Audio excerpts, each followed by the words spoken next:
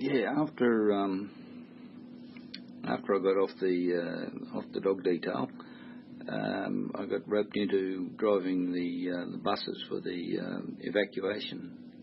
It was in full swing, and that was an interesting exercise, I suppose. We were down at the old bus depot on the corner of Bagot Road and Stewart Highway, near where the Bagot Road flyover is now, and we were looking after the buses ourselves because the workshop was all blown to bits. We had to sort of maintain them as best we could, and quite often we'd start probably around about 4 o'clock, I suppose, 4 or 5 o'clock in the morning, and wouldn't be unusual to get back to the depot there anywhere around 11, 12 o'clock at night. So it wasn't worth trying to go home. So quite often I used to just camp on the back seat of the bus. A couple other guys were doing the same thing because they lived further away. But there was a limit to the amount of luggage that you could take on the evacuation. It was only supposed to be a small suitcase or a small carry bag or something.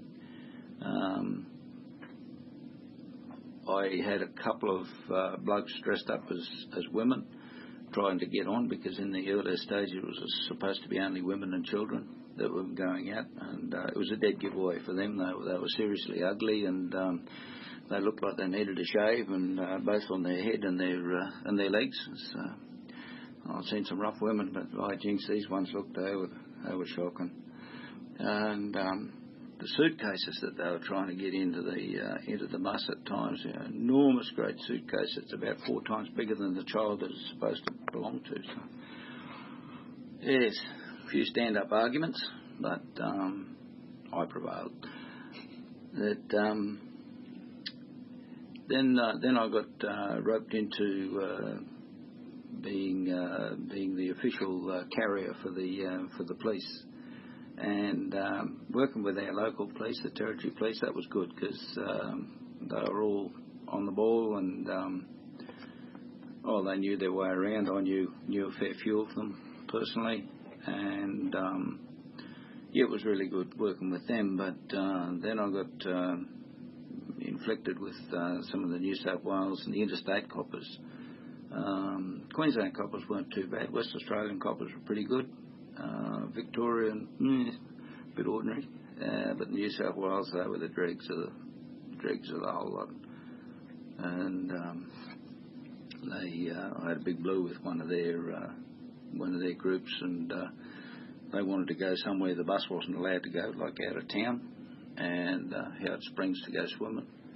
And in the end, I just took the geese out of the bus and walked off, left it there, and came back half an hour later when they got sick of it and gone back to their room. But one time I was waiting for an aeroplane to come in because I had to go out and meet this plane to pick the people up. So the old sergeant, who was sort of my controller, told me to go outside and find a cool spot, a shady spot, and have a camp, because he knew the hours that I was working. So I did, and I got rudely awakened by a very high-ranking official, all the brass and everything hanging off him, and being kicked in the ribs, and being accused of being a layabout and all sorts of useless things that my mother wouldn't have called me, and to which, of course, I sort of surfaced and told him where to go and what to do when he got there. And he's jumping up and down and telling his offsider to arrest this man. To which I replied, well, you can go and get stuffed because you haven't got any jurisdiction here. You're not a territory copper, so take a hike.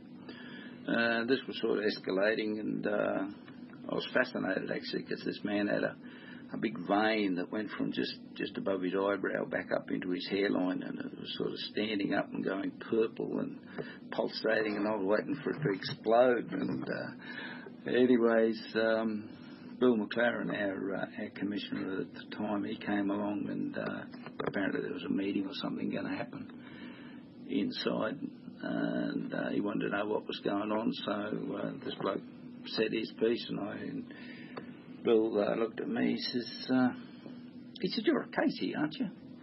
I says, "I am." He says, "Which one?" I says, "Oh, I'm Snowy's boy." He said, "Oh yeah, how's he going?" He wanted to know how we went in the cyclone, and how the old man was, and how Mum was, and a bit of a family reunion almost. And this bloke's jumping, the other bloke, the New South Wales guy's jumping up and down, and anyhow, Bill just quietly informed him that we're all working here to get things sorted, and if he's got meaning myself, got an opportunity to have a bit of a rest in between jobs, well, go for it. That didn't satisfy him very much, but Bill was the senior man on the job, so he ruled. But the whole evacuation, I think, really was a bit of a knee-jerk sort of reaction. It was a panic session almost, because the planes were being overloaded. Pam's father was an air traffic controller, and he told me that one of the pilots that he knew had told him of using more of Darwin Airstrip than he'd ever used in his life in a 727. And when he came into to Sydney, he was asked what his landing weight was, and he had to say, "I don't know." And when he was asked to estimate it, he suggested about 150%. And he said he used all of Sydney airstrip, the Botany Bay airstrip, and he ended up on the taxiway at the other end, having destroyed a set of tyres and a set of brakes. So it was crazy the way it was all being done. And I was also told that there was a near miss over Bagot Road, because there was no actual air traffic control coming from the ground. The planes were all sort of trying to bring themselves in without running into each other. And there was a near miss in cloud between a Galaxy Starlifter that was taking off full of people and a Herc that was coming in loaded up with gear and a few people coming in. So that could have been quite horrific. The story I was told was that the Herc felt the bump of the air pressure from the Starlifter going over the top of it. So they must have been frighteningly close. But anyways, by the grace of God, nothing happened.